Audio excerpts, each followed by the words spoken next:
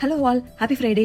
அம்மனின் சக்தி பீட வரிசையில் 5வதாக திருவண்ணாமலையில் உள்ள அபித்த குஜலாம்பாள் உடனுரை அருணாச்சலேஸ்வரர் கோவிலை பற்றி தாங்க பார்க்க போறோம். Welcome back to Sreeja YouTube channel. இத்திருக்கோவில் அருணை சக்தி பீடமாக போற்றப்படுகிறது. விநாயகர் பெருமானுக்கான அறுபடை வீடுகளில் இத்தலம் முதலாம் படை வீடாகும். பஞ்சபூத தலங்களுக்குள் அக்னி தலமாக கருதப்படுகிறது. ஒருமுறை பிரம்மதேவருக்கும் திருமாலுக்கும் தங்களில் யார் பெரியவர் என்று போட்டி ஏற்பட இருவரும் சிவபெருமானிடம் சென்று முறையிட்டனர். இருவரில் யார் தனது அடியையும் முடியையும் கண்டு வருகிறார்களோ அவரே பெரியவர் என்று சொல்லிவிட்டு சிவபெருமான் ஜோதி பிழமாக காட்சியளிக்கிறார். அந்த ஜோதியே நெருப்பு மலையாக மாறியது. பிரிங்கி முனிவர் எப்பொழுதும் பார்வதி தேவியை வணங்காமல் சிவபெருமானை மட்டுமே வணங்கி வலம் வருவார். அந்த முனிவருக்கு சிவனும் சக்தியும் ஒன்று என்பதை உணர்த்துவதற்காக சிவபெருமான் அம்பிகையை பிரிந்தார். பார்வதி தேவி சிவபெருமானுடன் இணைவதற்காக இத்தலத்தில் தவம் இருந்தார். அம்பிகைக்கு நேரில் காட்சியளித்த சிவபெருமான் பார்வதி தேவியை தனது இடது பக்கத்தில் ஏற்று அர்த்தநாதீஸ்வராக அருள் பாலித்தார். சிவபெருமான் அர்த்தநாதீஸ்வர வடிவம் எடுத்தது இத்தலத்தில் தான் என்பதால் இத்தலம் கூடுதல் சிறப்பை பெற்றது. நினைத்தாலே முக்தி தரும் திருவண்ணாமலை என்று சிறப்பு பெற்ற தலத்தில் நான் என்ற அகந்தை அழிந்தது உண்ணாமலை அம்மன் சிவபெருமானிடம் இடபாகம் பெற கிரிவலம் வந்து தவம் செய்த தலமாக இத்தலம் போற்றப்படுகிறது.